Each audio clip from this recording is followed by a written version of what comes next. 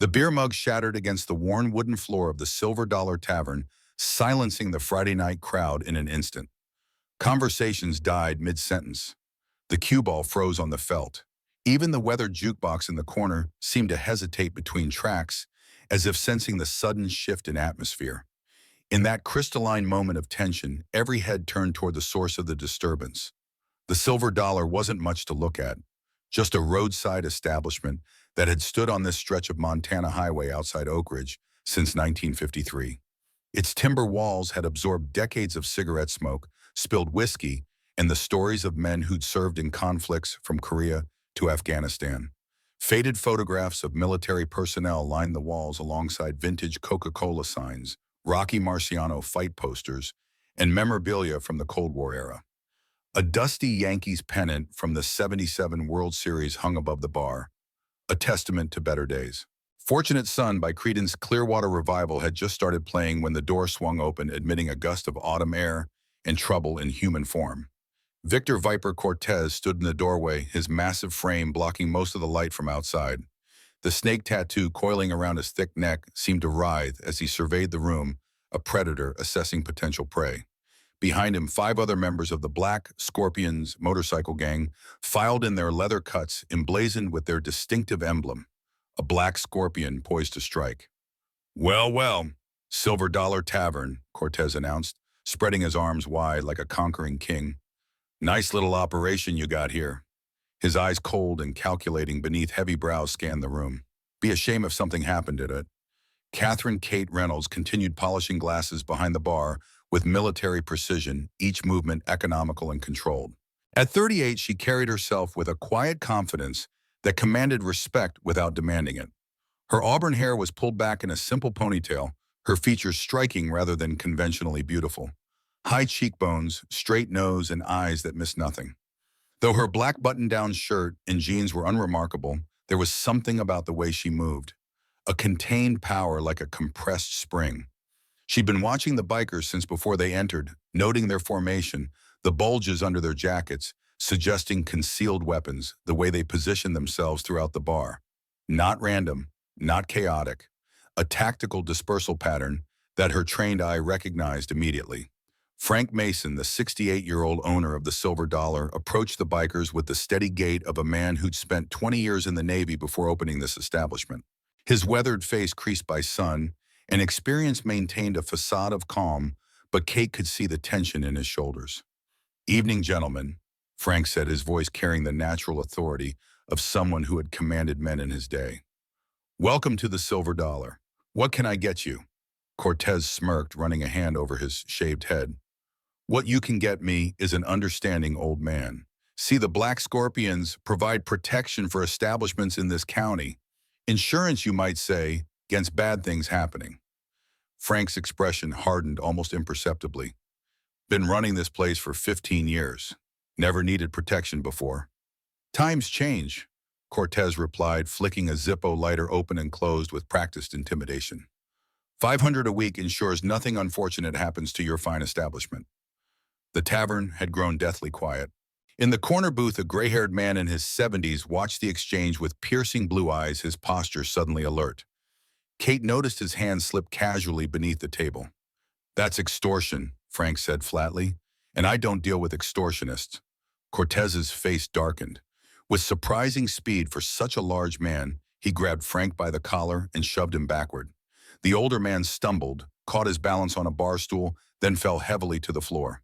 2 veterans at a nearby table half rose from their seats, but froze when Cortez's companions shifted positions, hands moving toward concealed weapons. "I don't think you understand, Grandpa," Cortez snarled, standing over Frank. "This isn't a negotiation." Kate moved then, emerging from behind the bar with fluid grace.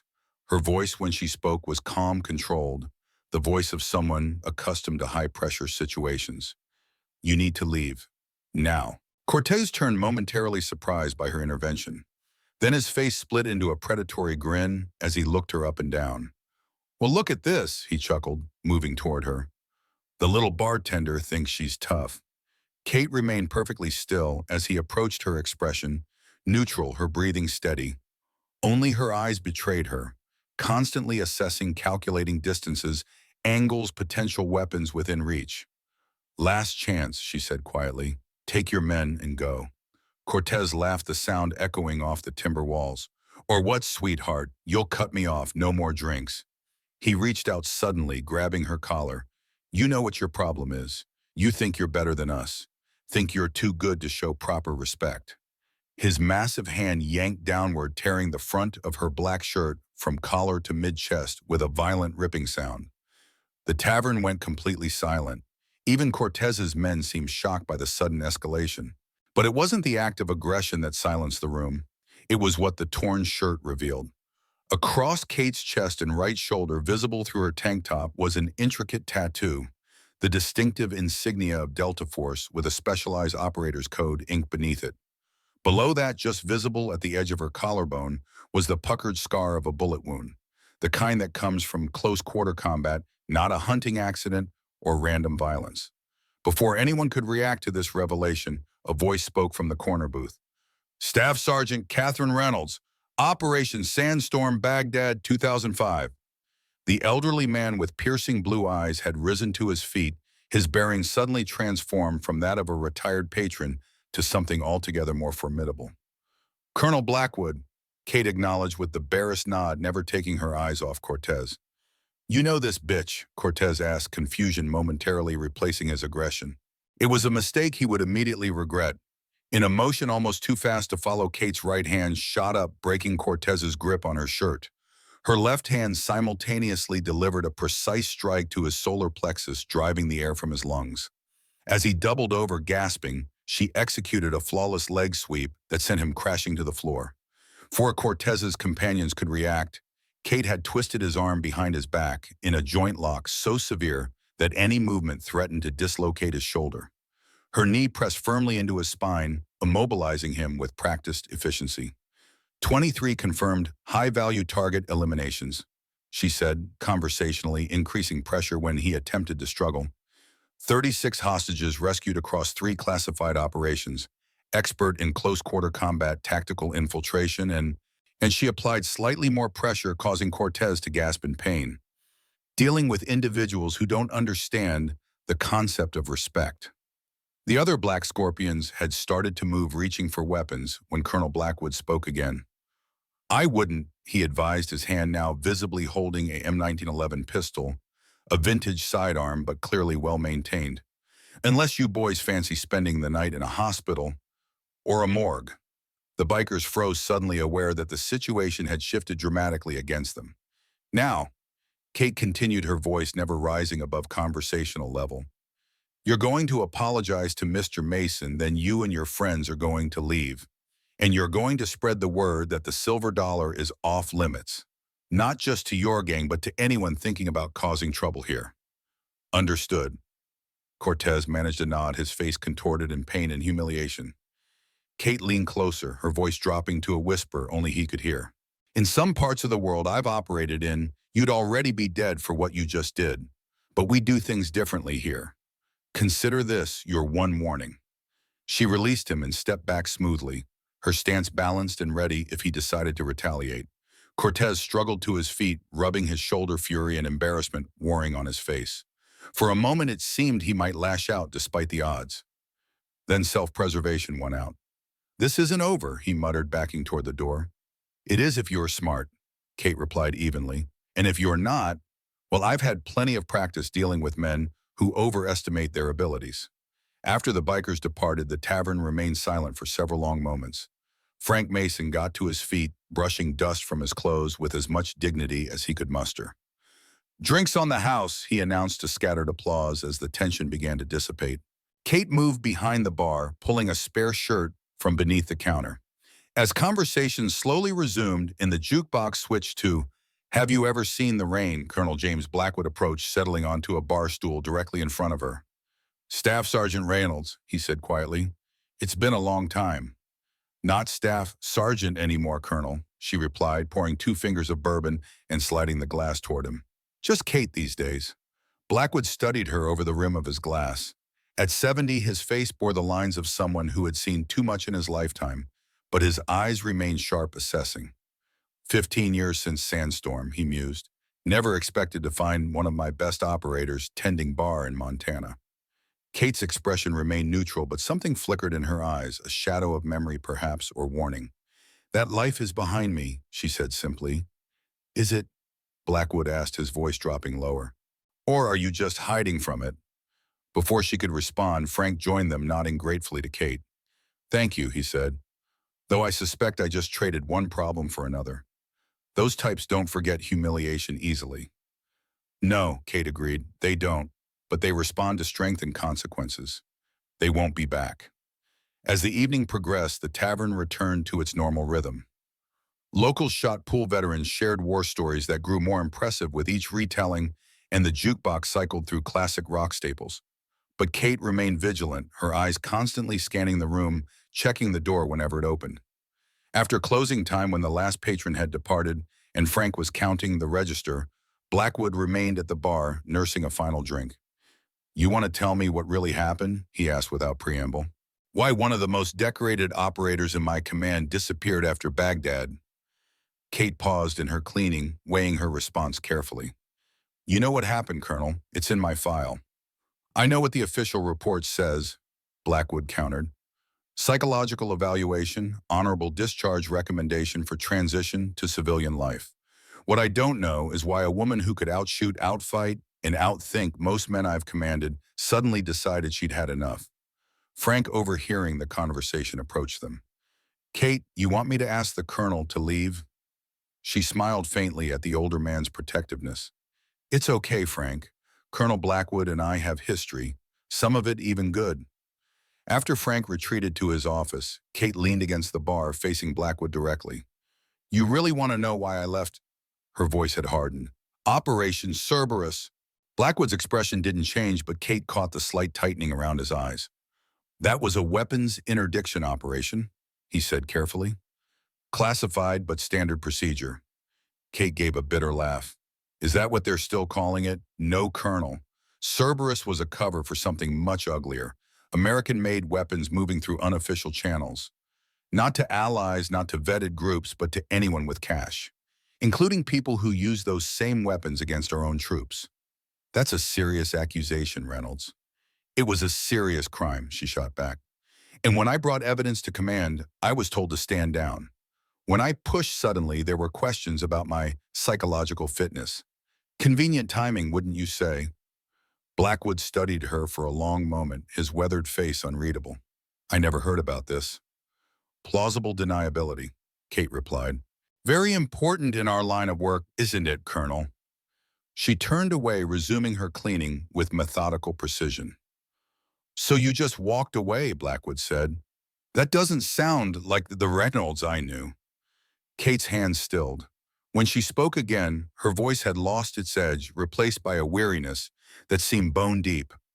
I didn't walk away. I was pushed.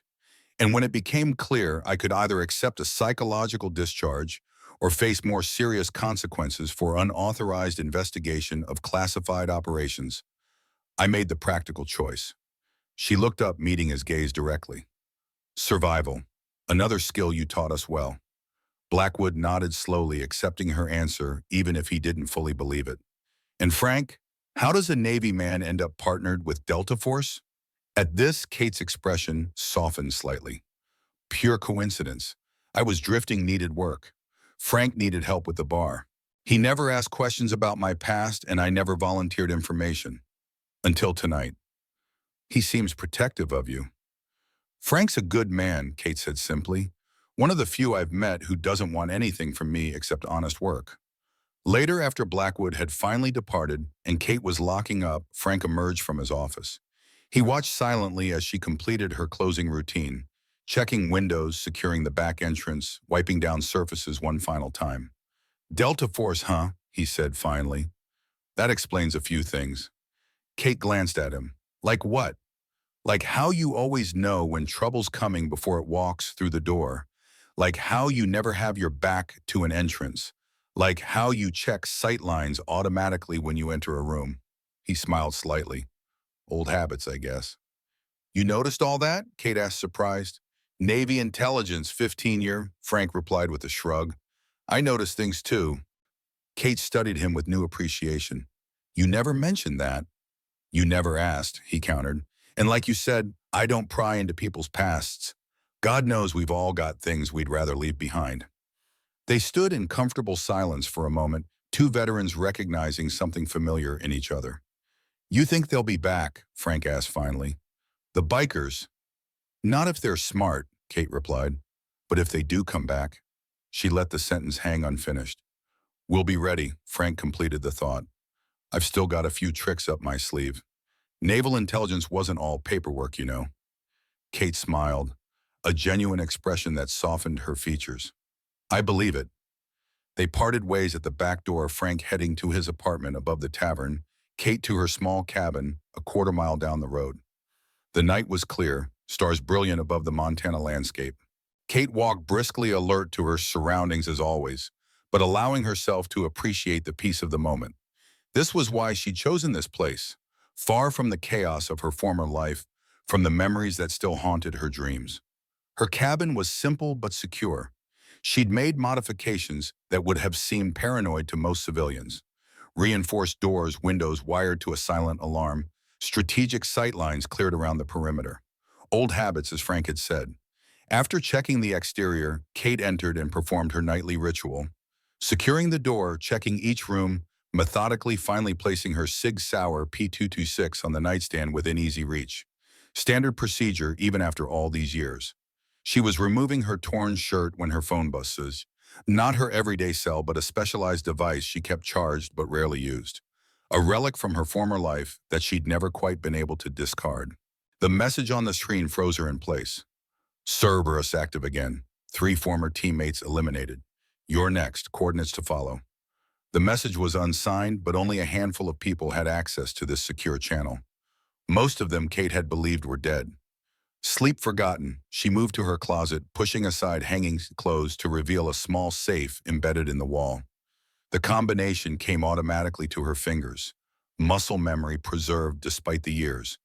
Inside was a small cache of items she'd hoped never to need again. A passport with an alias, emergency cash in multiple currencies, a combat knife with a black composite blade, and a thumb drive containing everything she'd managed to gather about Operation Cerberus before she was forced out. Kate sat on the edge of her bed, the thumb drive heavy in her palm despite its small size, the weight of memory of decisions made and consequences faced. The night swallowed Kate's cabin as she stared at the encrypted message, the distant howl of a coyote echoing her own internal cry. 15 years. 15 years of running, hiding, trying to build some semblance of a normal life. And now, with a single message, that carefully constructed peace was shattered. Her mind drifted back to Baghdad 2005. The heat had been oppressive that day, the kind that seemed to steal the air from your lungs and replace it with liquid fire. Operation Sandstorm was supposed to be a standard extraction. Retrieve a high-value intelligence asset before insurgent forces could reach him. 24 hours in and out, minimal contact, maximum deniability. It went wrong almost immediately. Their convoy hit an IED 3 miles from the extraction point. 2 vehicles disabled, 3 men wounded. Kate's unit pushed forward on foot, moving through narrow alleys and bombed out buildings, the constant threat of snipers making every step a potential last. They reached the safe house only to find it compromised. Their asset, a middle-aged Iraqi engineer who'd been providing intelligence on weapons movements, was barely alive, having sustained multiple gunshot wounds. As Kate's team prepared emergency medical treatment, she'd noticed something unusual about the weapons carried by the dead insurgents surrounding the safe house. Brand new American-made M4 carbines with sequential serial numbers. Not captured weapons, not black market purchases. Factory-fresh arms that had somehow made it from U.S. military supply chains into enemy hands. 3 days later, after successfully extracting the asset despite heavy opposition, Kate raised her concerns with her commanding officer. The response was immediate dismissal. When she persisted documenting additional instances of American weapons in insurgent hands, the atmosphere changed. Her loyalty was questioned. Her mental stability became a topic of discussion. And when she obtained documents linking the weapons to something called Operation Cerberus, the hammer fell. Within a week, she was shipped stateside for comprehensive psychological evaluation. 3 months later, she received an honorable discharge with a recommendation that she transition to civilian life due to combat stress-related adjustment issues. The message was clear: forget what you saw or face worse consequences. Kate had played along, accepting the discharge fading into the background. But she never stopped gathering information, never stopped building her case. And now it seems someone had noticed. The sudden vibration of her secure phone pulled her back to the present. Another message: coordinates as promised. A location in the mountains, approximately 30 miles north of Oak Ridge. And a time: 0200 hours tomorrow. A meeting. But with whom? A survivor from her old team? A trap set by whoever was behind Cerberus? Or perhaps Colonel Blackwood himself, whose sudden appearance at the Silver Dollar seemed far too convenient in light of this new development. Kate set the phone down and moved to the window, peering out at the moonlit landscape. In the distance, she could just make out the lights of Oak Ridge, a small cluster of civilization in the vast wilderness. She'd chosen this place precisely because it was isolated, easy to monitor, difficult to approach without detection. A defensible position, as the military part of her brain automatically classified it. But now it felt exposed. If someone had tracked her here, if they knew enough to send a message to her secure device, then nowhere was truly safe. She returned to the safe, withdrawing a Glock 19, more concealable than her SIG, and 3 extra magazines. Better to be over-prepared than caught short. As she checked the weapon with practiced efficiency, she considered her options. Run. That was the obvious choice. Use the passport and cash disappear again, start over somewhere new. It had worked for 15 years, it could work again. Stay and fight, dangerous, potentially suicidal, without knowing who or what she was facing, or meet at the coordinates, a calculated risk, but perhaps the only way to get answers. To find out why Cerberus was active again, to learn who had killed her former teammates and why. The decision crystallized in her mind with familiar clarity, the kind of clarity she'd once felt before missions, when objectives were defined and the path, however dangerous, was clear. She would go to the meeting point, but she would go prepared, and she would need help. The thought surprised her. For 15 years she'd operated alone, trusted no one with her secrets. But now, facing an unknown threat with potentially vast resources, solo tactics felt insufficient. Frank knew something of her world. His naval intelligence background might prove useful. And there was Sullivan, the local police chief, a former Army Ranger, who'd shown both competence and discretion in his dealings with the town. Between them, perhaps she could assemble enough support to face whatever was coming. Kate checked her watch. Nearly 2 a.m. Too late to wake Frank now. Better to approach him in the morning, when she'd had time to formulate a plan, assess the risks, determine how much to reveal. She settled back on her bed, weapon within reach, eyes fixed on the ceiling.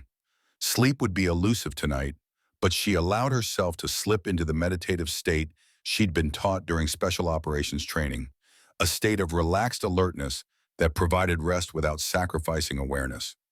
As her breathing slowed, Kate acknowledged the truth she'd been avoiding. Part of her welcomed this development. Not the danger, not the deaths of her former teammates, but the chance to finally confront what she'd been running from. The opportunity to expose Cerberus and the people behind it. For 15 years she'd been a ghost, a shadow of her former self, hiding in plain sight, denying the part of her that had once been a warrior. Tonight that part had awakened, and whatever came next, danger, death, or long-delayed justice, she would face it as Catherine Reynolds, Delta Force operator, not just Kate the bartender. The first hints of dawn were breaking over the Montana mountains when Kate finally rose, having never truly slept. She dressed methodically. Practical clothes, dark colors, boots suitable for combat if necessary. The Glock went into a concealed holster at the small of her back, hidden beneath a lightweight jacket despite the summer heat. She reached for her phone to call Frank, then hesitated. Better to speak in person. Phone lines could be monitored, conversations intercepted. Paranoia perhaps, but paranoia had kept her alive this long. The walk to the Silver Dollar took 7 minutes at a brisk pace. Kate approached from the rear, avoiding Main Street with its early rising shopkeepers and coffee-seeking locals. Frank would be alone, preparing for the day, a routine as predictable as sunrise. She found him in the storeroom, inventorying liquor bottles with the same precision he'd once applied to naval intelligence reports. He looked up as she entered, the greeting dying on his lips when he saw her expression. "What's happened?" he asked simply. Trouble, Kate replied. The kind I've been expecting for 15 years. Frank set down his clipboard, giving her his full attention. Tell me. And so she did. The message, the coordinates, the threat to her life and the deaths of her former teammates. As she spoke, Frank's expression grew increasingly grave, the lines around his mouth deepening. Cerberus, he said when she'd finished. I remember whispers about that operation. Nothing concrete, just rumors among certain intelligence circles. Something big, something dirty. It was both, Kate confirmed. And now it's active again. Frank was silent for a moment, processing. Then what do you need from me? The simplicity of the question, the lack of hesitation, touched something in Kate that had long been dormant. Trust. Frank wasn't demanding explanations or guarantees. He was simply offering help, whatever form that might take. Information for now, she replied. Contacts, if you still have any, and maybe backup for tonight's meeting. Frank nodded. I've got a few old friends who still owe me favors. As for backup, he smiled thinly. I may be pushing 70, but I can still handle myself in a tight spot. This could get dangerous, Frank. Life's dangerous, Kate, has been since the day I was born. He shrugged. Besides, what's the alternative? Let you walk into a potential ambush alone. Not happening. Before Kate could respond, the back door opened, admitting Mike Sullivan, Oak Ridge's police chief. At 45, Sullivan carried himself with the disciplined posture of his former life as an Army Ranger, his uniform impeccable, his gaze alert beneath the brim of his hat. Frank, Kate, he greeted them, removing his hat as he approached. Heard there was some trouble here last night. Nothing we couldn't handle, Frank replied casually. Sullivan's eyes narrowed. That's not how I heard it. Word is Victor Cortez and his Black Scorpions got run off by a bartender who turned out to be something else entirely. His gaze shifted to Kate, assessing her with new interest. Small towns, Kate said with a shrug. People talk. People do more than talk when it comes to the Black Scorpions, Sullivan countered. They're not just rowdy bikers, Kate. They're involved in drug trafficking, weapons dealing, protection rackets across 3 counties, and they don't take humiliation well. Are you here to warn us or arrest us, Mike? Frank asked bluntly.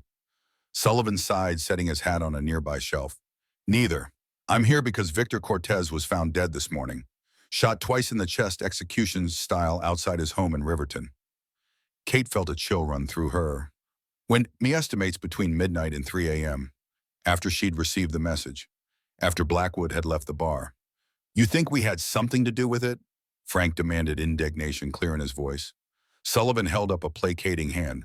I know you were both here until closing, and I'd bet my badge neither of you pulled the trigger. But, he turned to Kate, I need to know what really happened last night, the unredacted version. Kate exchanged a glance with Frank, who gave an almost imperceptible nod. Cortez and his gang tried to extort protection money, she explained. When Frank refused, things got physical. I intervened. And revealed yourself as former military, Sullivan added. Delta Force, according to what I've heard. Kate's expression revealed nothing. People exaggerate. Do they? Sullivan leaned forward. Because I served with men from special operations units. I know the look, the way you carry yourself. And I know when something bigger than a bar fight is brewing. A tense silence fell between them. Finally, Kate made a decision. What I'm about to tell you puts you at risk, Chief Sullivan. You sure you want that? Sullivan's jaw tightened. I didn't take this badge to avoid risk, Ms. Reynolds. Kate nodded, respecting his resolve. Last night, after the incident with the Black Scorpions, I received a warning. A secure message suggesting that Cortez's death wasn't random and that I might be a target as well. Sullivan's expression darkened. A target? Why, ma'am? Because of something I was involved in years ago, something called Operation Cerberus. Recognition flickered in Sullivan's eyes. Military operation. Officially, yes, a weapons interdiction program targeting insurgent supply lines. Unofficially, Kate paused, choosing her words carefully. I discovered evidence suggesting American weapons were being deliberately channeled to unauthorized recipients. When I reported it, I was effectively silenced and pushed out of service. Sullivan processed this, the lawman in him clearly conflicted by the implications. You think Cortez was killed because of your history? That seems like a stretch. Maybe, Kate acknowledged, Or maybe his death was meant to send a message, or create a convenient suspect if something happens to me. You need protection, Sullivan decided. Kate shook her head. What I need is information. About who's behind this, about why Cerberus is active again after all these years, and about who else might be in danger. You can't investigate this yourself, Sullivan protested.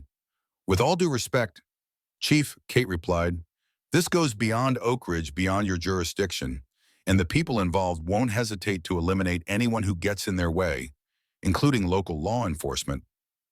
Sullivan didn't immediately respond clearly, wrestling with his duty as a police officer and his understanding as a former soldier. Let me help, he said finally. Whatever this is, you shouldn't face it alone. Kate studied him, assessing his sincerity, his capabilities, the risk he represented. Another calculation, another tactical decision. All right, she agreed cautiously, but we do this my way. And if I tell you to walk away, you walk away. No questions, no arguments. Sullivan nodded, accepting her terms. So what's our first move? We need to understand why now, Bomb. Kate said, her mind already mapping out an operational strategy. Cerberus was buried years ago. Something must have triggered its reactivation. Frank, who had been listening silently, spoke up. Your Colonel Blackwood shows up the same night you get this warning. Coincidence? I don't believe in coincidences, Kate replied. Not in this line of work. You think he's involved? Sullivan asked. I think he knows more than he admitted, Kate said carefully. The question is whether he's here to help me or eliminate me. As if summoned by their discussion, the door swung open again, and Colonel James Blackwood entered the storeroom. He paused, taking in the tableau before him. Kate standing alert, Frank and Sullivan facing her, the tension in their postures. Well, Blackwood said with a grim smile, I see the gang's all here. Good, because we have a lot to discuss, Staff Sergeant Reynolds. He approached, placing a small device on the shelf, a portable signal jammer, military grade. Cortez is dead, he stated without preamble, and he won't be the last. They're tying up loose ends, which means they're preparing something big, something that can't afford any witnesses or whistleblowers. They, Sullivan questioned. Blackwood glanced at him, then back to Kate. The architects of Cerberus, the same people who silenced you years ago, the same people who have eliminated 3 of your former teammates in the past month. How do you know about that? Kate demanded, tension evident in her voice. Because I've been tracking them, Blackwood replied. Ever since Baghdad, ever since you brought your concerns to command and were shut down. I didn't believe you then. I should have. By the time I realized you were right, you disappeared. He looked at her, directly, regret evident in his weathered features. I'm here to make that right, Reynolds. I'm here to help you finish what you started 15 years ago, to bring down Cerberus once and for all. Kate felt the weight of decision pressing down on her. Trust or distrust, fight or flight, the past or the future. She thought of the message on her secure phone of Cortez's execution-style killing of the teammates already eliminated. She thought of Frank, who had given her sanctuary without questions. Of Sullivan, willing to risk his career and safety for justice. And she thought of the woman she had been, Staff Sergeant Catherine Reynolds, Delta Force operator, a soldier who had never abandoned her mission or her team. All right, Colonel, she said finally. Let's talk about Cerberus. Blackwood spread a worn leather map case across the bar top of the silver dollar. Dawn light filtered through the windows, casting long shadows across the empty tavern. Kate, Frank, and Sullivan gathered around as the colonel unfolded detailed satellite imagery of the surrounding mountains. If someone's hunting your former team members, we need resources, Blackwood said, voice graveled with decades of command. People we can trust. Not many of those left, Kate replied, studying the map with the practiced eye of someone who'd memorized countless terrain features before missions, and fewer still with the skills we need. Frank rubbed his jaw thoughtfully. Actually, I might know a few folks who fit the bill. An hour later, the back room of the Silver Dollar had transformed into an impromptu operations center. Maps covered the walls, communication equipment hummed on makeshift tables, and the air crackled with a familiar tension Kate hadn't felt in 15 years, the focused energy that preceded a mission. Sam Wheeler arrived first. At 62, the former NSA specialist moved with the careful precision of someone who'd spent 4 decades hunched over computers. His silver hair was meticulously trimmed, his clothes unremarkable. the perfect camouflage for a man who'd once had access to America's most sensitive electronic intelligence operations. Frank, he nodded to the bartender, then turned assessing eyes toward Kate. This must be your mysterious bartender, the one with the interesting tattoo. Kate's eyebrow raised slightly. News travels fast. Small towns, Sam shrugged, setting down a heavy equipment case. And I make it my business to know things. Old habits. Sam was NSA for 27 years, Frank explained.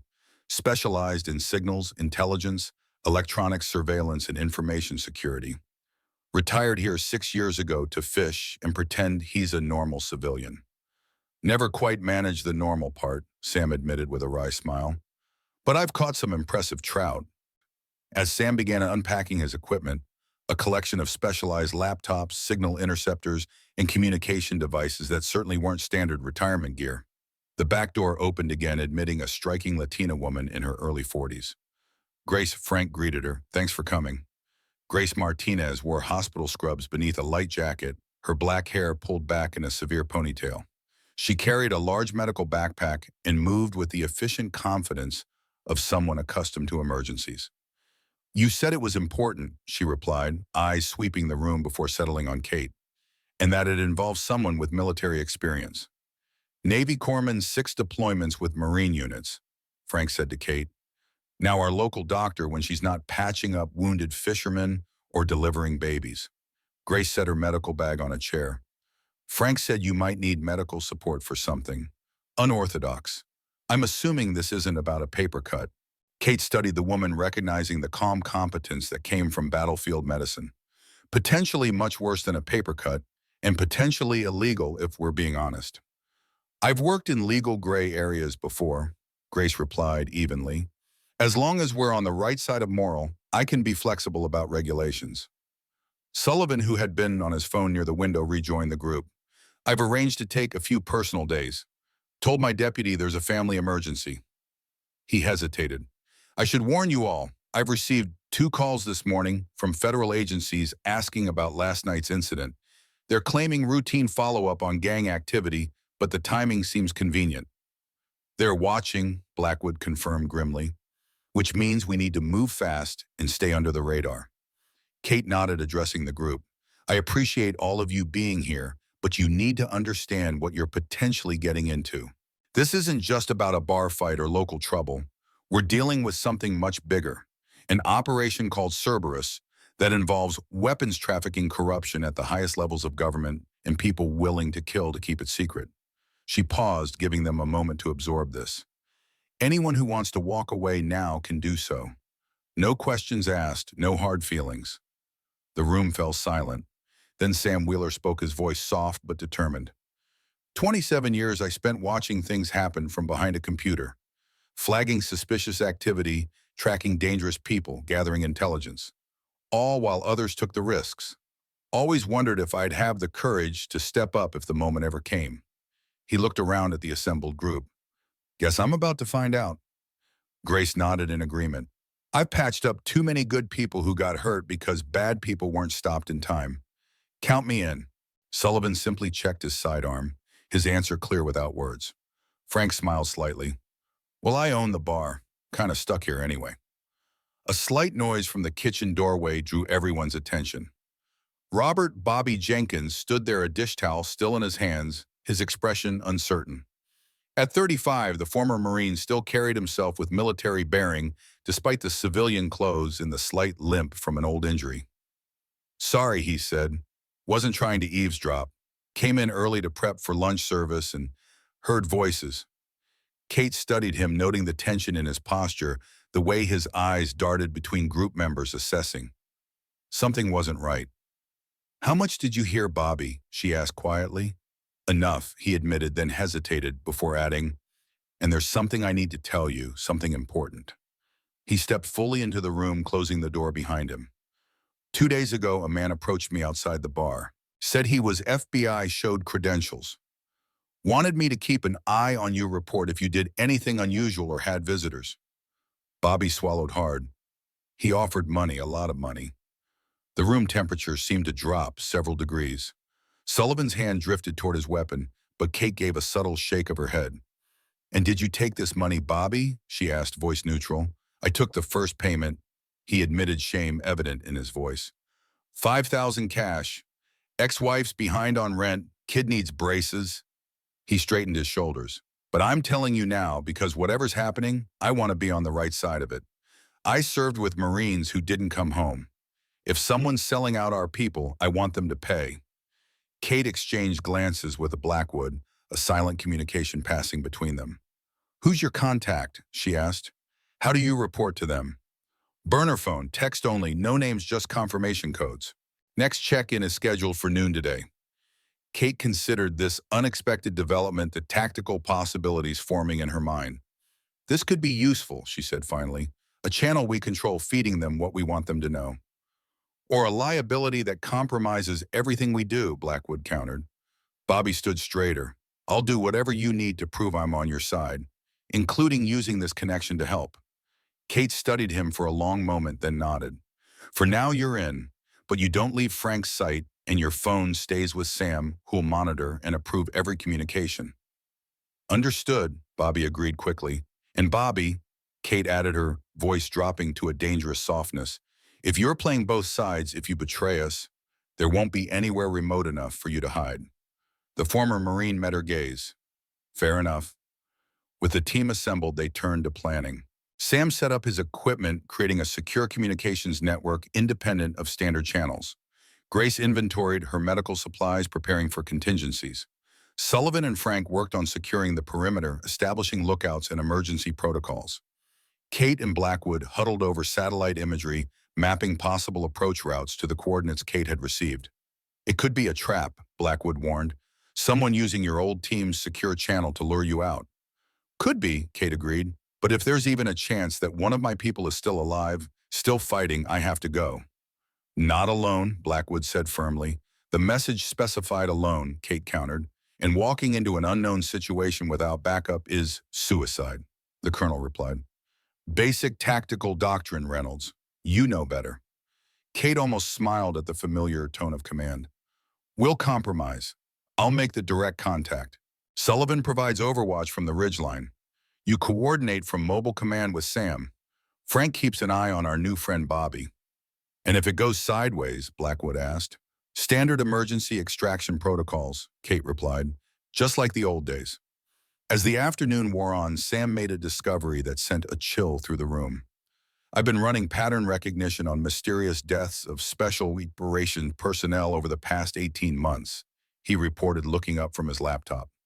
6 former Delta operators, 4 SEALs, 3 Rangers, all ruled accidents, suicides, or misadventure, all with some connection to operations in Iraq or Afghanistan between 2003 and 2007.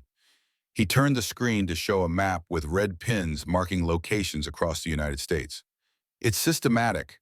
They're eliminating anyone who might have encountered evidence of Cerberus in theater. And now they're closing in on Echo Team," Kate said grimly. "My old unit." "There's more," Sam continued. "I accessed sealed military records using, well, let's just say I still have a few back doors that didn't get closed when I retired. Captain James Wilson, Lieutenant Maria Sanchez, Sergeant David Chen, all confirmed deceased within the past month. All members of the same Special Operations Unit deployed to Baghdad in 2005. My teammates." Kate whispered the names, landing like physical blows. "Wilson, their team leader. Sanchez, communications specialist. Chen, their medic. All gone." "What about Marcus Cole?" she asked. "Lieutenant Marcus Cole." Sam's fingers flew across the keyboard. "No death certificate, no hospital records, no recent financial activity." He looked up. "Either he's living completely off the grid, or he's the one who sent me the message," Kate finished. "Or he's being used as bait," Blackwood added soberly. The coordinates led to a remote hunting cabin in the mountains north of Oak Ridge, accessible only by a narrow Forest Service road, followed by a 2-mile hike. As darkness fell, the team made final preparations. "Comms check," Sam called, adjusting his headset. "Channel secure encryption active." Kate, dressed in tactical black, checked her weapons one final time. Sig Sauer at her hip, backup Glock at her ankle, ceramic combat knife strapped to her thigh. Not the arsenal she'd once carried on operations, but enough to give her options. Remember, she told Sullivan as they prepared to depart, observation only unless I give the signal or things go critical. We need to know who's out there and what they want before we show our full hand. The police chief nodded, loading his shotgun and securing it in the truck's gun rack. I'll be a ghost. Just don't get yourself killed before I can intervene. I'll do my best, Kate replied dryly. Frank approached, offering her a small metal flask. For luck, he said. Kentucky's finest. Kate accepted it with a nod of thanks, tucking it into her jacket pocket. 30 minutes to target, Sullivan announced, checking his watch. We should move. The drive through the mountains was tense with anticipation. Kate found herself slipping into the familiar pre-mission mindset. Alert but calm, senses heightened mind running through contingencies and escape routes. Pull over here, she instructed as they neared the coordinates. I'll proceed on foot. You find a position on that ridge to the north. Good sight lines to the cabin, but enough cover to remain hidden. Sullivan parked the truck in a small turnout, concealing it with pre-cut branches. 1 hour, he said. If I don't hear from you in 1 hour, I'm coming in. Fair enough, Kate agreed, but follow protocols. We don't know what we're walking into. She moved through the forest with practiced stealth, each step carefully placed to minimize noise. The night vision goggles Sam had provided, borrowed from his old agency, he'd said with a wink, turned the darkness into shades of green, revealing the path ahead.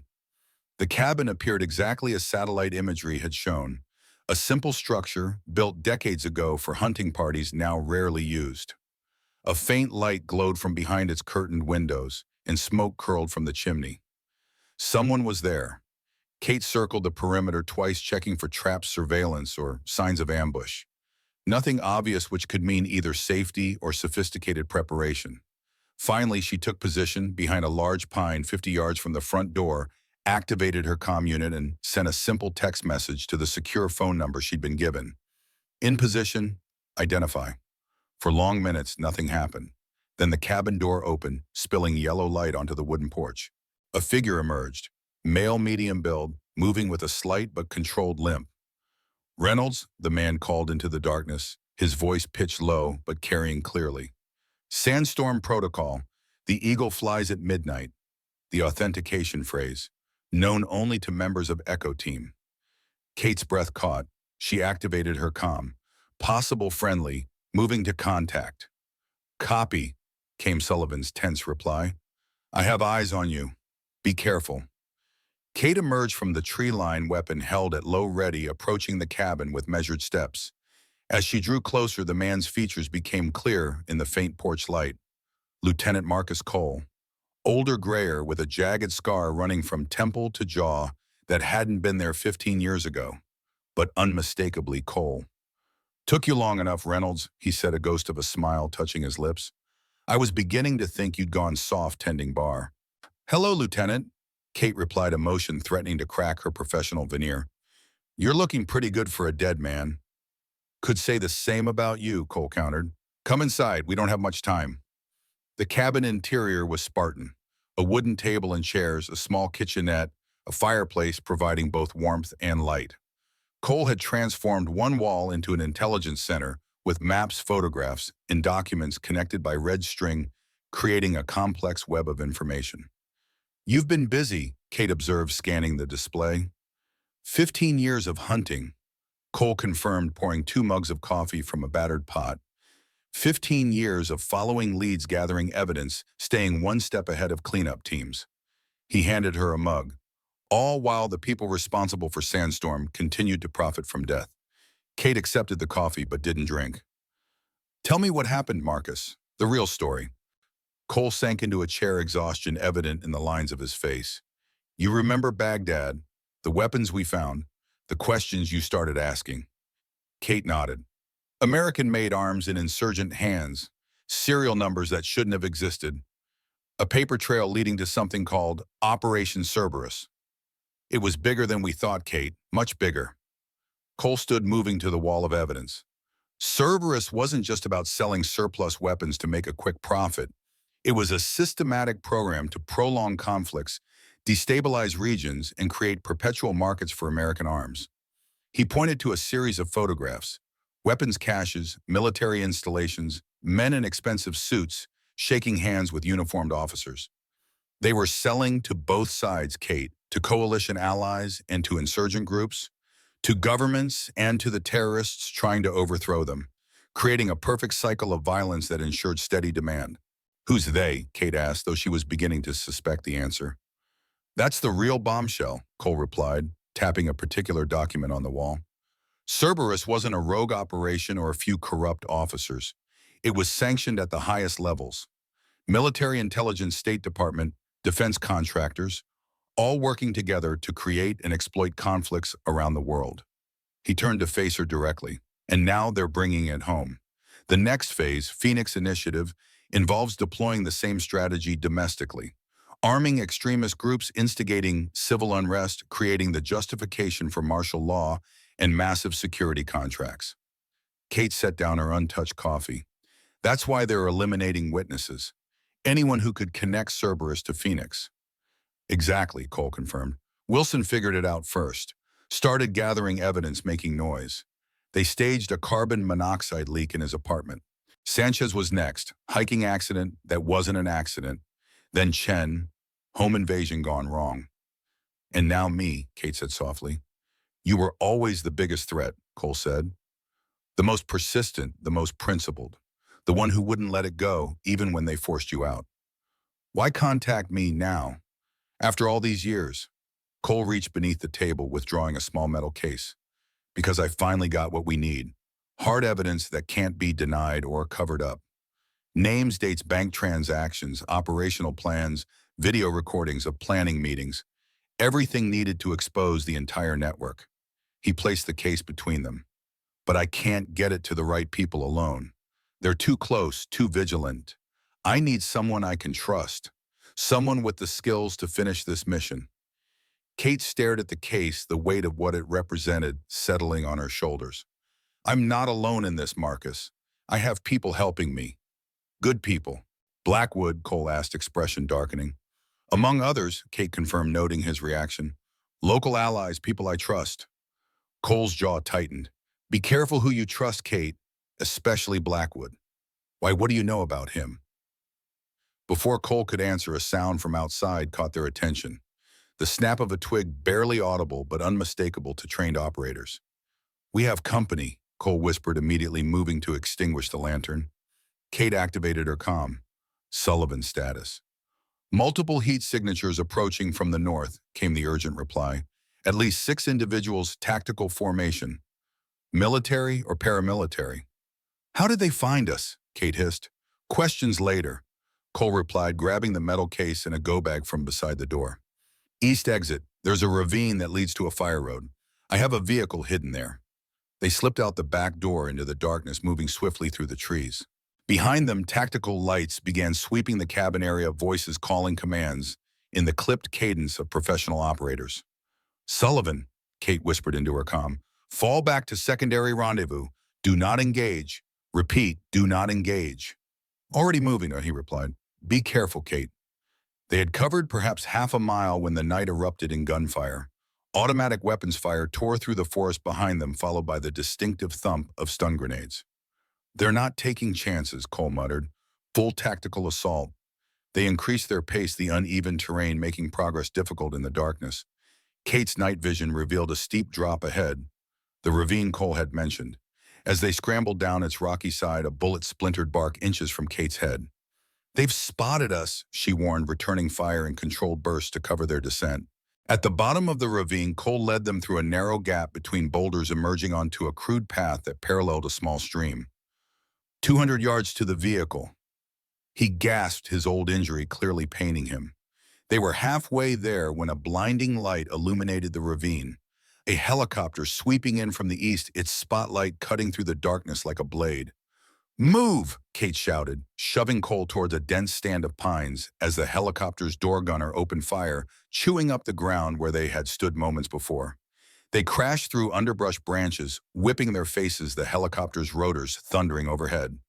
The fire road appeared ahead, and with it, a camouflage jeep hidden beneath a canopy of cut branches. Get in, Cole shouted, tossing Kate the keys as he limped toward the passenger's side. You drive. Kate slid behind the wheel, adrenaline coursing through her veins as she started the engine. The headlights revealed a narrow dirt track winding down the mountainside. Behind them, voices and tactical lights were closing in. Go, go, go, Cole urged as she threw the Jeep into gear and accelerated down the rough road. The pursuit was relentless. The helicopter stayed with them, its spotlight tracking their movement through the trees. Behind them, the sound of engines indicated ground vehicles had joined the chase. Who are these people? Kate demanded, wrestling the wheel as the Jeep bounced over ruts and rocks. Aegis Security, Cole replied grimly. Private military contractors working for Cerberus. Elite operators, former special forces, no legal constraints. Kate pushed the Jeep faster, using every driving skill she'd learned in tactical vehicle training. We need to lose the helicopter. It's directing the ground teams. 2 miles ahead, the road enters a canyon, Cole said, overhead cover from the trees. If we can make it there, we might shake the air surveillance. The Jeep's tires slid on loose gravel as Kate took a sharp turn at dangerous speed. Behind them, headlights appeared, 3 vehicles in pursuit gaining ground. They're catching up, she warned.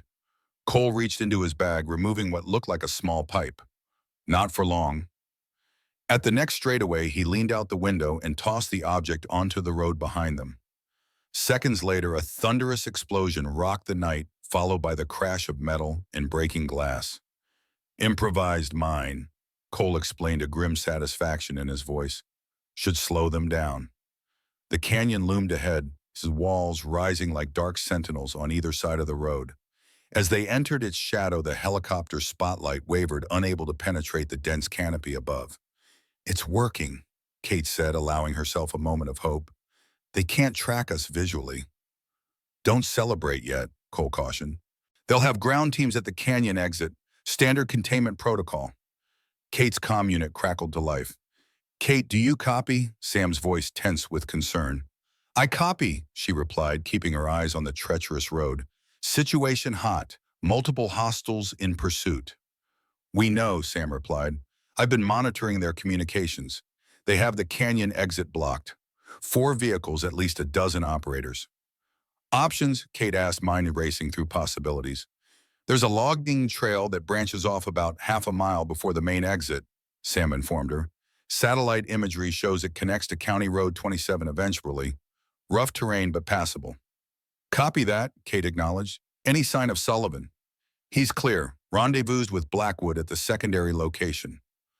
Tell them we're heading for... Kate began, but Cole's hand shot out, cutting off her transmission. No comms, he said urgently. They could be compromised. These are my people, Marcus, Kate said firmly, brushing his hand away.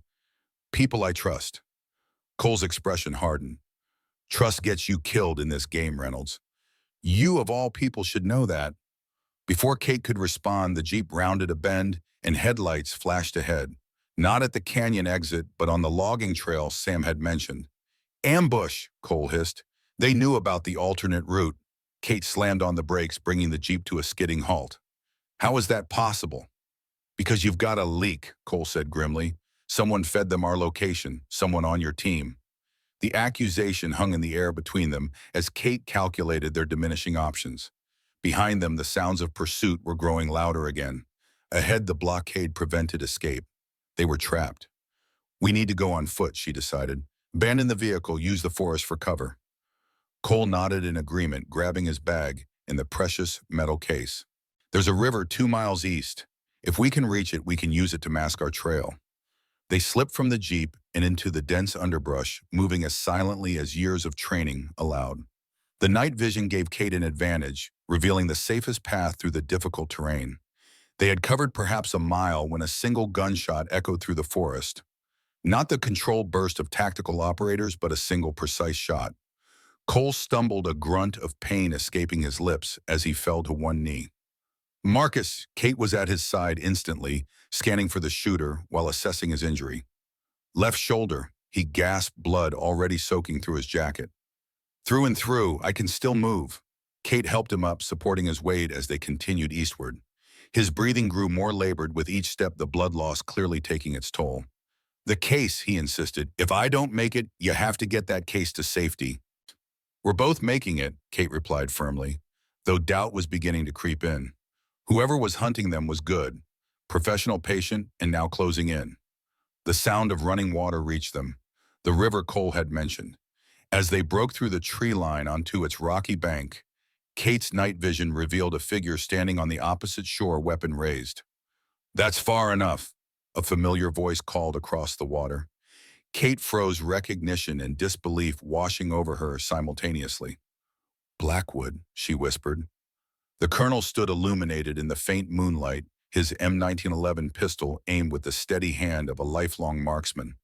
"I'm sorry it came to this, Reynolds," he said, genuine regret coloring his voice. "You were always one of my best." Cole sagged against her, blood loss weakening him. "Told you," he muttered. "Trust gets you killed." "Why, Colonel?" Kate demanded, mind reeling from the betrayal. "Why Cerberus? Why this?" "Because war is a business, Reynolds," Blackwood replied. "The most profitable business in human history. And businesses need management." "You're selling out your country," Kate said, disgust evident in her voice. "Selling out the men and women who serve." "I'm ensuring America's continued military dominance," Blackwood countered. "Keeping our defense industry strong, our contractors funded, our technological edge sharp. The peace dividend after the Cold War nearly destroyed our military-industrial complex. We can't let that happen again." "By creating enemies to fight," Kate challenged. "By arming the very people killing American soldiers." "Acceptable losses in the grand strategic equation," Blackwood said coldly. "Now put down your weapon and hand over the case. There's nowhere left to run." Kate assessed their position options, dwindling rapidly. Cole was fading, losing blood and strength with each passing minute. The river at their backs was swift and cold, a desperate escape route at best.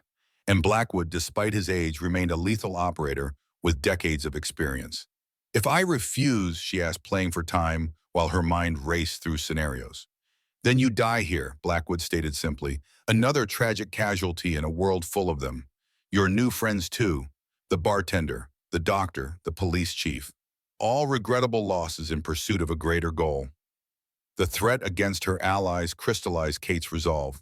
One hand supporting Cole, she used the other to reach slowly into her jacket pocket as if surrendering. "Smart choice, Reynolds." Blackwood nodded approvingly. "Always knew you were a survivor." Instead of a weapon, Kate withdrew Frank's metal flask.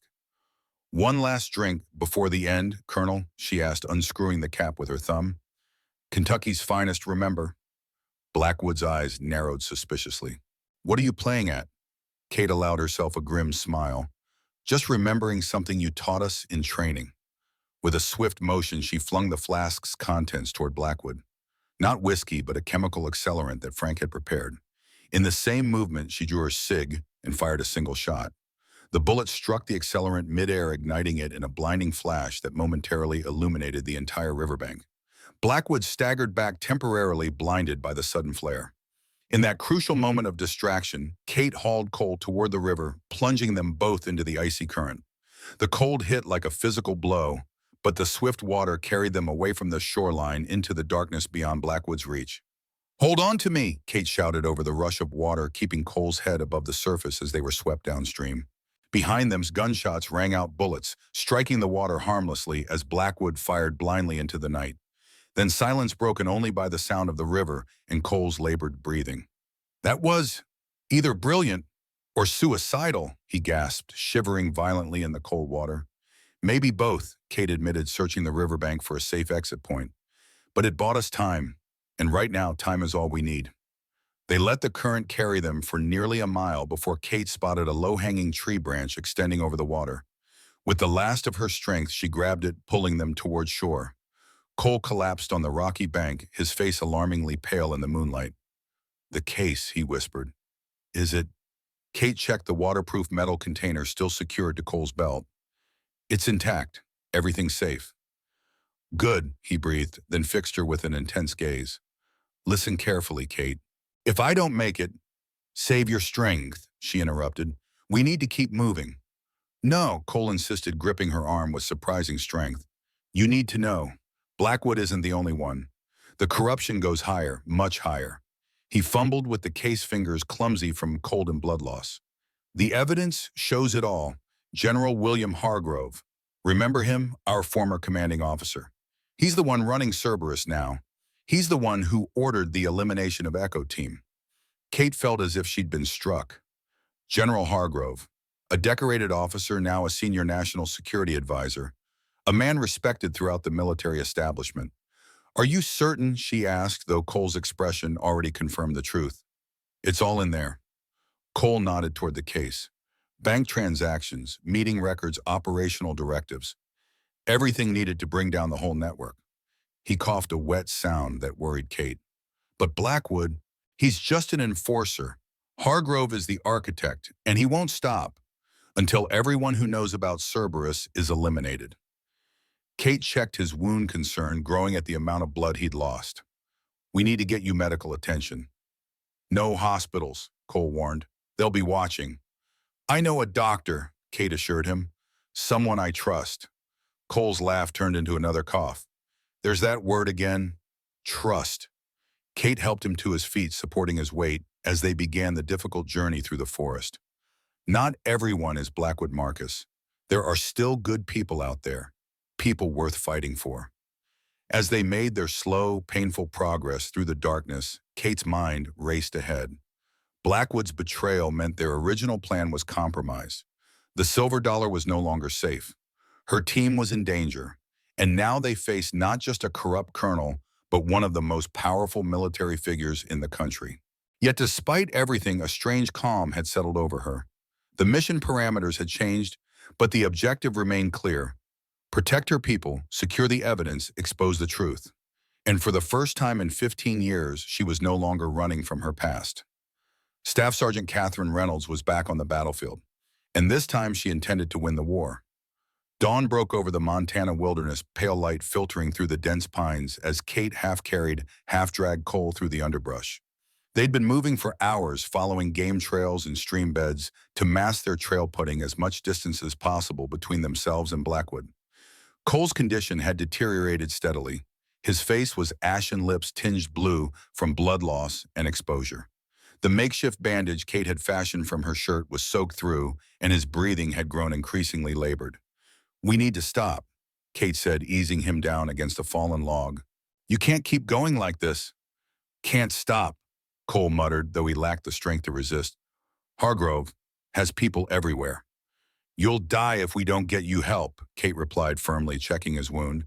The bullet had passed clean through his shoulder, but he'd lost too much blood, and the cold water had accelerated hypothermia. She surveyed their surroundings, calculating options.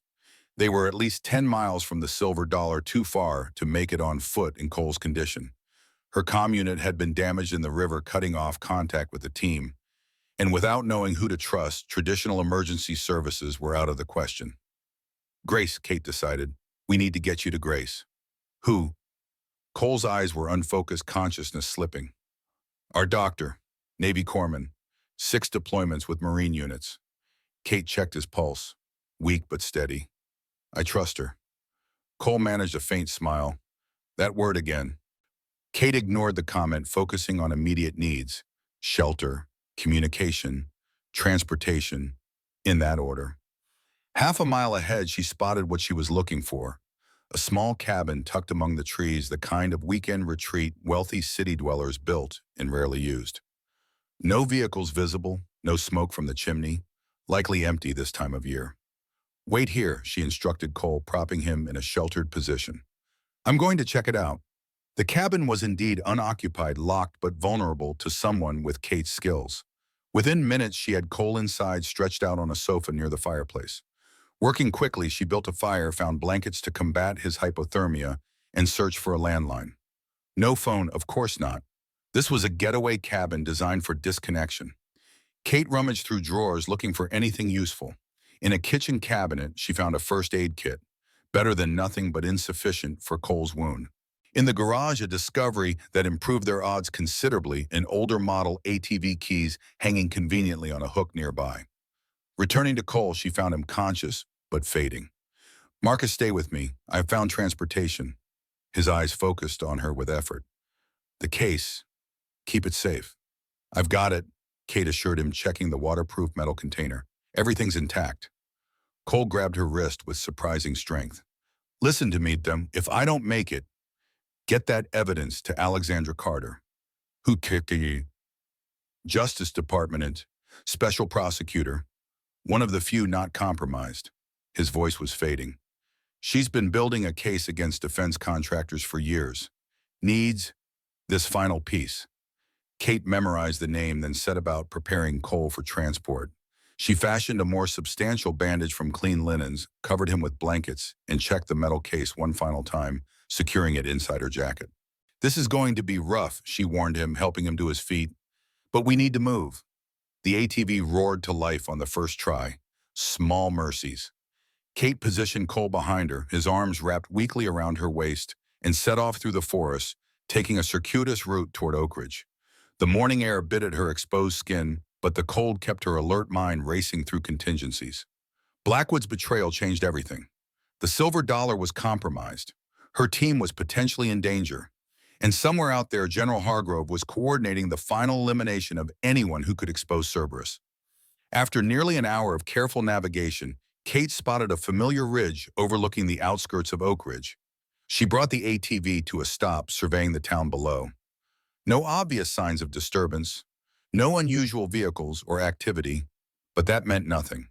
Professional operators wouldn't advertise their presence. She needed to contact her team without exposing them further. Direct approach was too risky. Kate remembered Grace's house, a small cabin on the eastern edge of town, isolated enough for privacy but accessible through back roads. If she could get Cole there, Grace could stabilize him while Kate assessed the broader situation. The decision made, she guided the ATV down a series of logging trails, keeping to cover whenever possible. 20 minutes later, they approached the rear of Grace's property. A neat clearing, surrounded by pine trees, a small garden fenced against local wildlife smoke, rising gently from the chimney. Kate killed the engine at the tree line, surveying the area for signs of surveillance or ambush. Nothing obvious, but caution was essential. "Marcus," she whispered, realizing he'd gone limp against her back. "Marcus," he stirred weakly. "Still here? Barely. We're at the doctor's place. I need to make sure it's safe before we approach." Kate helped him off the ATV and propped him against a tree, then advanced cautiously toward the cabin. She was halfway across the clearing when the back door opened and Grace emerged, medical bag in hand, followed by Frank. Relief flooded through Kate until she registered the gun pressed against Frank's back and the grim expression on Grace's face. "I'm sorry, Kate," Grace called, her voice strained. "They came to the silver dollar. They have Sam and Sullivan. Bobby, too." From behind Grace and Frank emerged two men in tactical gear, weapons raised. Professional operators' movements precise and controlled. Not local law enforcement or federal agents. Private military contractors. Aegis Security. "Reynolds," one of them called. "We know you have the package. Surrender now and your friends walk away unharmed." Kate calculated odds, options, escape routes. The scenario was deteriorating rapidly. Cole was incapacitated. Frank and Grace were hostages. Sam, Sullivan, and Bobby were captured elsewhere, and she had no way of knowing how many more operators were in position around the property. "Where's Blackwood?" she called, playing for time. "The colonel isn't your concern," the operator replied. "General Hargrove wants to speak with you personally." "Surrender the case and everyone lives." "Let my friends go first," Kate countered. The operator shook his head. "That's not how this works. You know the protocol, Reynolds. Asset first, then hostages." Kate allowed a flicker of doubt to cross her face, visible to her captors. A calculated show of vulnerability. "I need proof my other people are safe." The lead operator hesitated, then spoke into his radio. After a brief exchange, he nodded to his partner, who produced a phone and held it up, screen visible. On it, Kate could see a live feed of Sam Sullivan and Bobby seated and restrained in what appeared to be the back room of the Silver Dollar.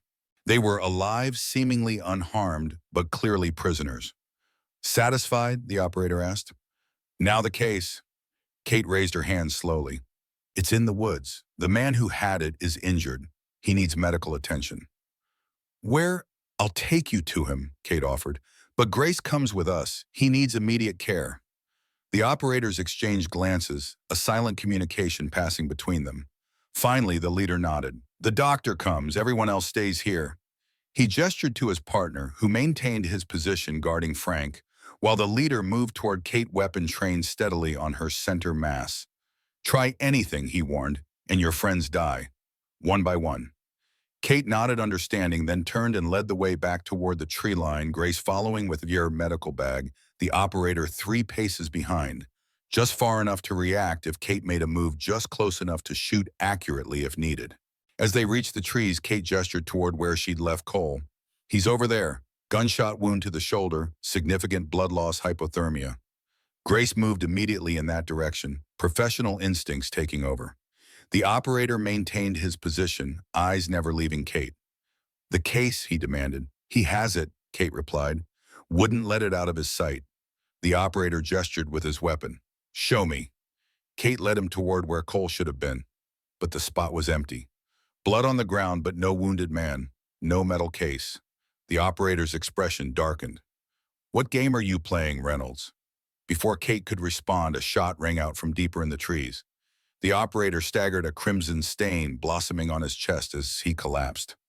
Kate didn't hesitate. She launched herself forward, disarming him before he could recover, securing his weapon in one fluid motion. From the shadows emerged Marcus Cole, pale and unsteady, but upright, a pistol in his trembling hand. "Told you," he gasped. "Trust gets you killed in this game." Kate glanced toward Grace, who stood, frozen medical bag still in hand. "Are you okay?" The doctor nodded, shock evident on her face. What is happening, Kate?" "Long story," Kate replied, quickly checking the fallen operator. "Alive but unconscious.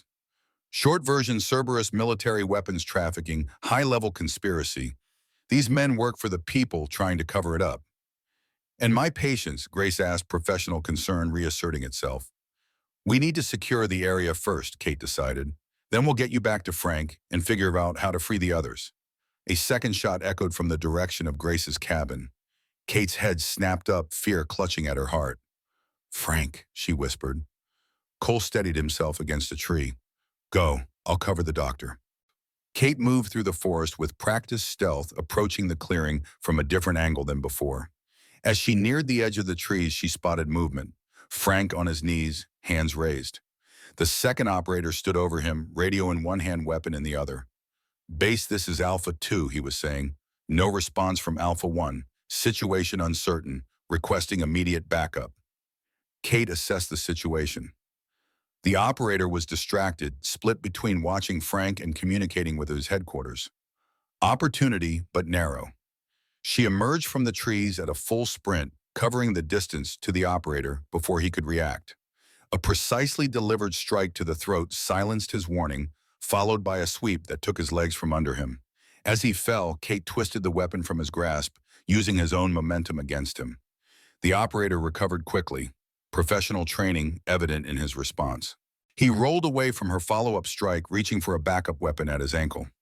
Frank, despite his age, seized the moment. He drove his shoulder into the operator's midsection, disrupting his draw and buying Kate the second she needed to deliver a knockout blow to the base of the skull. "Nice teamwork," Kate acknowledged quickly, securing the unconscious man with his own restraints. "Navy intelligence wasn't all paperwork," Frank reminded her, breathing heavily from the exertion. "What happened to Grace and Cole?" "They're coming," Kate assured him, retrieving the operator's radio and weapon. "But we need to move fast. These two will be missed, and their backup is already en route." She scanned the surrounding area, mind working through tactical options. "We need to get to the Silver Dollar. Free the others before Aegis realizes their forward team is compromised." "Aegis?" Frank questioned. "Private military contractors," Kate explained, checking the operator's equipment for anything useful.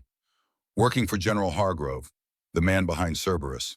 Frank's expression darkened with recognition. "William Hargrove, the National Security Advisor."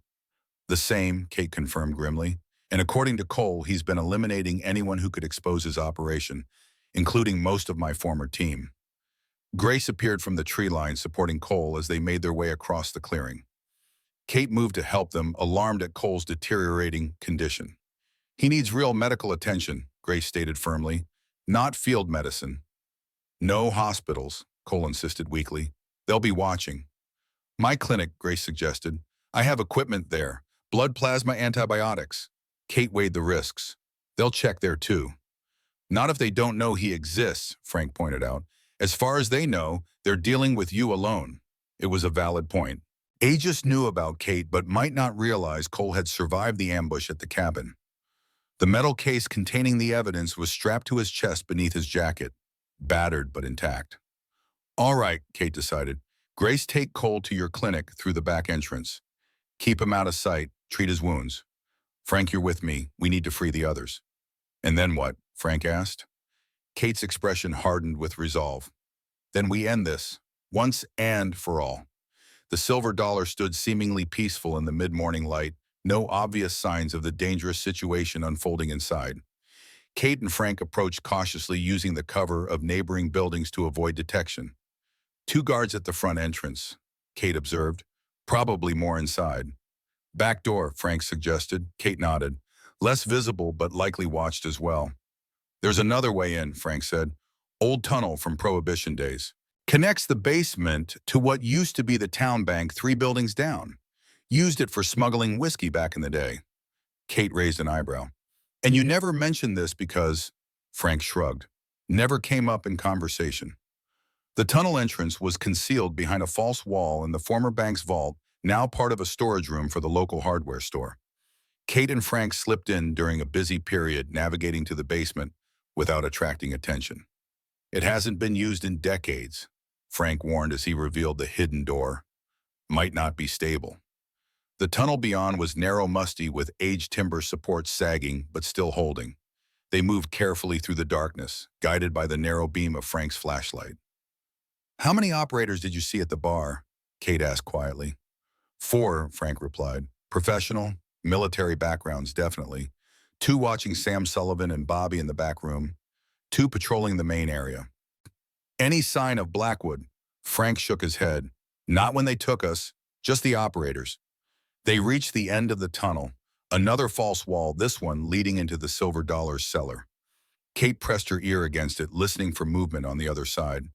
Anything, Frank whispered. Clear for now, Kate replied, but we need a distraction to draw attention away from the back room. Frank considered this. The bar's propane tank is just outside the kitchen. Create enough of a problem there. And they'll have to respond, Kate finished. Risky but workable. They emerged from the tunnel into the cellar, a space crammed with liquor cases, old furniture, and bar supplies. Kate moved silently up the stairs, pausing at the door to listen again. Footsteps above, regular patrol patterns, voices indistinct but calm. No indication their infiltration had been detected. Wait here, she instructed Frank. When you hear the commotion, count to 30, then move to free the others. What are you going to do, Payen? Frank asked. Kate checked the weapon she'd taken from the operator at Grace's cabin. Create a problem. She slipped through the cellar door into the hallway beyond, keeping low and using the building's layout to remain hidden. The kitchen was empty. The operators professional enough to maintain security, but not concerned with food preparation. The propane tank stood just outside the back door, connected to the kitchen by a copper line. Kate examined it, calculating. Not an explosion, too dangerous, too likely to cause serious injury, but a controlled release of gas combined with a small fire some distance away. That would create the diversion they needed. Working quickly, she loosened the connection to the copper line, just enough to allow gas to escape, then retreated to the opposite side of the kitchen. There she used steel wool from beneath the sink and a 9-volt battery from a smoke detector to create a small ignition source, placing it near a stack of paper towels. The timing would be critical. Too soon and the operators would contain the situation before Frank could reach the others. Too late and the building might actually catch fire. Kate retreated to the hallway, waiting until she heard a patrol pass overhead before making her move. She activated the ignition source, then hurried back to the cellar door. 30 seconds later, alarms blared as smoke detectors registered both the small fire and the propane leak. Shouts from above indicated the operators had responded exactly as hoped, rushing to address the potential danger, momentarily forgetting their prisoners. Frank was already moving, heading up a different staircase that led directly to the back room. Kate followed, weapon ready. They found Sam Sullivan and Bobby where the video feed had shown them, seated, hands bound behind them under guard. But only one operator remained, the other having responded to the emergency. The guard turned as Kate and Frank burst in, reaching for his weapon. Kate was faster, delivering a precise strike that dropped him before he could fire. Impeccable timing, Sam observed dryly as Frank began cutting their restraints. What happened? Sullivan demanded. Where's Blackwood? Blackwood is working with them, Kate explained, securing the unconscious guard. He's part of Cerberus. Sullivan's expression hardened with anger. Son of a bitch, I knew something felt off about him. Where's Grace? Sam asked, rubbing circulation back into his wrists. Treating Cole, Kate replied. He's alive but injured, and he has the evidence we need to expose the whole operation. Bobby, finally freed from his restraints, stood shakily. They came out of nowhere. Professional hit team, knew exactly what they were doing. We need to move, Kate urged, hearing commotion from the front of the bar as the operators dealt with her diversion. They'll realize it's a distraction any second. Where to? Sullivan asked, retrieving his sidearm from where the operators had stored it. Grace's clinic, Kate decided. Cole is there. We regroup, assess the evidence, figure out our next move. They exited through the tunnel, emerging into the hardware store just as sirens became audible in the distance. Local fire department are responding to the alarm at the Silver Dollar. That'll keep them busy, Frank observed with satisfaction. Grace's clinic was a small modern facility on the edge of town. One doctor, one nurse serving the basic medical needs of Oak Ridge's residents. They approached cautiously, using back streets and alleyways to avoid detection. Inside, they found Grace working intently over Cole, who lay unconscious on an examination table. IV lines delivered blood and fluids, monitors displayed vital signs, surgical instruments lay on a nearby tray. How is he? Kate asked quietly. Grace glanced up, relief evident when she saw the full team had made it. Stable for now. I've repaired the major damage, replaced some blood volume, but he's not out of danger. The metal case containing the evidence lay on a counter nearby. Kate moved to it, checking that it remained secure. What exactly is in there? Sullivan asked, watching her.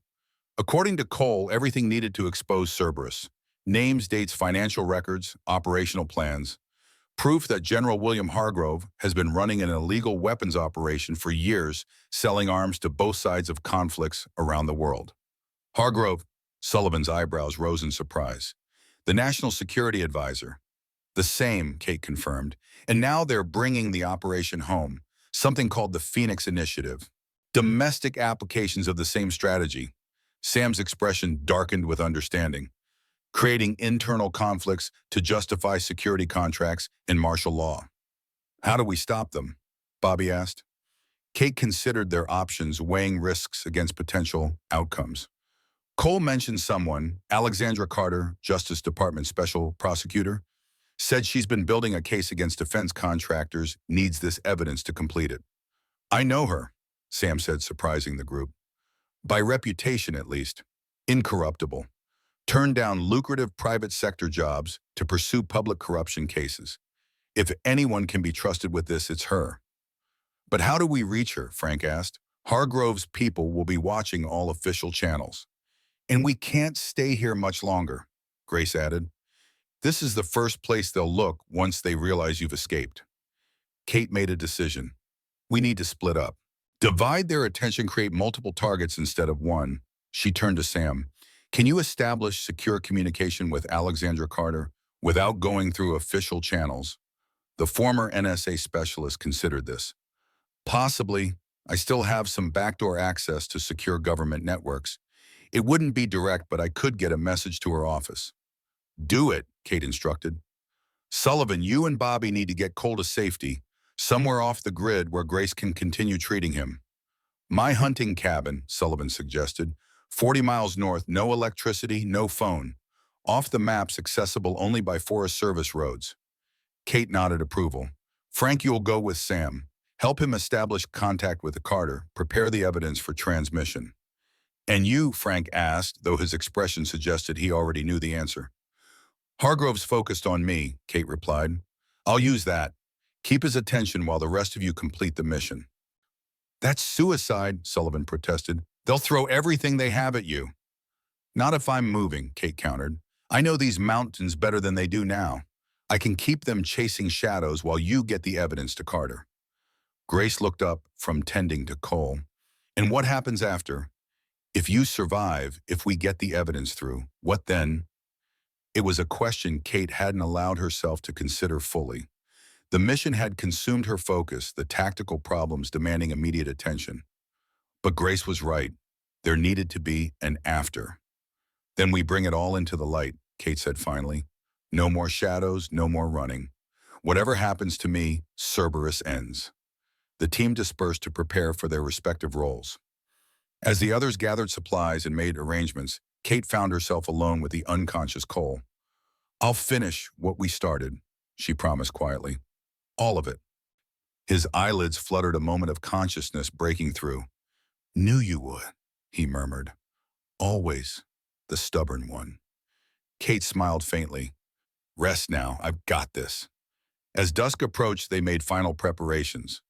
Sullivan's truck was loaded with medical supplies, Cole secured in the back seat under Grace's watchful eye. Bobby would accompany them, providing additional security during the journey to the hunting cabin. Sam and Frank prepared to move separately, taking the precious metal case and Sam's equipment to a location he insisted would have the connectivity he needed. The local high school's computer lab, accessible through a maintenance door Sam had happened to notice, had a faulty lock. Kate would move alone, creating a visible trail away from both groups, drawing Hargrove's forces after her into the mountainous terrain she'd come to know intimately over the past 3 years. 48 hours, she instructed as they prepared to separate. "If you haven't heard from me by then, proceed without me. Get the evidence to Carter, whatever it takes." "We're coming back for you," Frank said firmly. "All of us." Kate nodded, though they both knew promises were fragile things in operations like this. As the others departed on their separate missions, Kate stood alone outside the clinic, watching darkness settle over Oak Ridge. Somewhere out there, Hargrove's forces were regrouping. Blackwood was planning his next move, and a conspiracy that had thrived in shadows for years was facing its first real threat of exposure. Kate checked her weapon, squared her shoulders, and moved into the night. Not running away this time, but running toward the confrontation that had been 15 years in the making, toward the truth that had nearly died in the mountains of Afghanistan, toward a reckoning long overdue. For the next 48 hours, Kate became a ghost in the mountains. She set false trails, created diversions, and engaged in hit-and-run tactics against Hargrove's search teams. Each encounter was precisely calculated, enough to maintain their focus on her without risking capture. Throughout it all, she kept moving, never staying in one location for more than an hour, using every trick she'd learned in 15 years of special operations and 3 years of hiding. Meanwhile, Sam and Frank worked tirelessly in the high school computer lab. The evidence in Cole's metal case proved even more damning than expected. Financial records showing payments to insurgent groups, video recordings of planning meetings, operational directives signed by Hargrove himself. Using Sam's backdoor access to secure government networks, they established encrypted communication with Alexandra Carter's office. Initially skeptical, the special prosecutor became increasingly interested as they transmitted document after document. By the second day, she had assembled a small, trusted team to analyze the evidence, keeping the operation completely off official channels to avoid alerting Hargrove. At Sullivan's hunting cabin, Cole stabilized under Grace's care.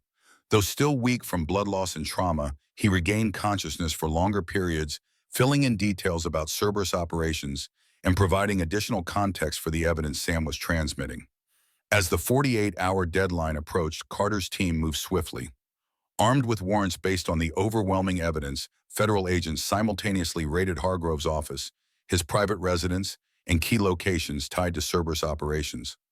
Blackwood was apprehended at a private airfield attempting to flee the country. In the mountains outside of Oak Ridge, Kate was running out of options. Hargrove's forces had tightened the perimeter, bringing in additional operators and advanced tracking equipment. Exhausted, low on ammunition, and with nowhere left to hide, she prepared for a final stand on a rocky ridge overlooking the valley. As the sun began to set on the second day, she heard the distinctive thump of helicopter rotors approaching. Aegis security, she assumed, bringing in air support for the final push. Kate checked her remaining ammunition. 3 rounds in the SIG-1 spare magazine. Not enough to fight off a coordinated assault, but perhaps enough to make her last stand memorable. But as the helicopter appeared over the ridge, she noticed something odd. It wasn't the sleek, unmarked craft typical of private military contractors. It was a Black Hawk with clear military markings. Her comm unit, repaired with parts scavenged from an Aegis operator's equipment, crackled to life. "Reynolds, do you copy?" Sullivan's voice tense but triumphant. "We got them. Carter came through. Hargrove's in custody. Blackwood too. The whole operation's blown wide open." Kate felt a wave of emotion she couldn't immediately identify. Relief, disbelief, perhaps even a touch of disappointment that the fight was over. "Copy that," she replied, her voice hoarse from exhaustion. "What about the others?" "All safe," Sullivan confirmed. "Cole's recovering. Sam and Frank are with Carter's team helping process the evidence. And the feds are rounding up Aegis operators all over these mountains. We're here to bring you home." As the Black Hawk touched down on a clearing below her position, Kate began the descent. After 15 years of running, of hiding in the shadows, of carrying the weight of unfinished business, it was over. Cerberus was exposed. Justice long delayed was finally being served. 3 months later, the Silver Dollar Tavern reopened with a celebration that brought together the entire town of Oak Ridge. Renovated after the fire damage from Kate's diversion, the bar had a fresh coat of paint, new furniture, and one significant addition: a wall of honor dedicated to servicemen and women who had given their lives in defense of the country. Frank officially retired from bar ownership, but still present most evenings, raised a glass to the assembled crowd. "To absent friends," he said, his voice thick with emotion, "and to those who never stopped fighting for the truth." The gathering included most of the team that had brought down Cerberus. Sam now consulting with a federal task force investigating similar operations. Grace still running her clinic, but now with an expanded role treating veterans with PTSD. Sullivan, who had been offered a position with federal law enforcement, but chose to remain Oak Ridge's police chief. Bobby managing the day-to-day operations of the Silver Dollar under its new ownership. And Kate Reynolds, no longer hiding behind a borrowed identity, no longer running from her past. After testifying before a closed congressional committee about Cerberus operations, and she had declined offers from various intelligence agencies and private security firms. Instead, she had returned to Oak Ridge, to the community that had become her home. "To the Silver Dollar," Kate responded, raising her own glass. "And to Frank, who gave me sanctuary when I needed it most." "So what now?" Sullivan asked, settling into a chair beside her. "You planning to tend bar forever?" Kate smiled, her expression lighter than anyone could remember seeing it. "Not forever. Frank and I are partners now, co-owners, though I still make a better old-fashioned than he does."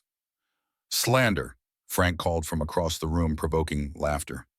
As the evening progressed, Kate found herself drawn to the new memorial wall. Among the photographs of fallen service members were the faces of her Echo Team colleagues, Wilson Sanchez Chen, and beside them Cole, who had survived his wounds but succumbed to complications weeks later, living just long enough to see the beginning of justice for their fallen comrades. "They'd be proud," said a voice behind her. Alexandra Carter, the special prosecutor who had brought Hargrove to justice, had made the trip from Washington for the reopening. "I hope so," Kate replied. "It took long enough." "Justice often does," Carter acknowledged, "but it matters that it came at all. Hargrove's trial starts next month. Blackwood has already agreed to testify against him in exchange for reduced charges. The evidence you provided has led to investigations of 3 defense contractors and multiple officials. It's going to take years to unravel it all, but it's happening." Kate nodded, absorbing this. "And Cerberus, dismantled, completely. The Phoenix Initiative never got off the ground." Carter studied her thoughtfully. "They're going to offer you a medal you know, the Intelligence Star, for your service." Kate's expression turned wry. 15 years too late." "Better late than never," Carter replied. "Will you accept it?" Kate turned back to the memorial wall, to the faces of those who had paid the ultimate price for the truth she had helped expose. "Not for me," she said finally. "For them, for the team, so there's an official record of what they did, what they sacrificed."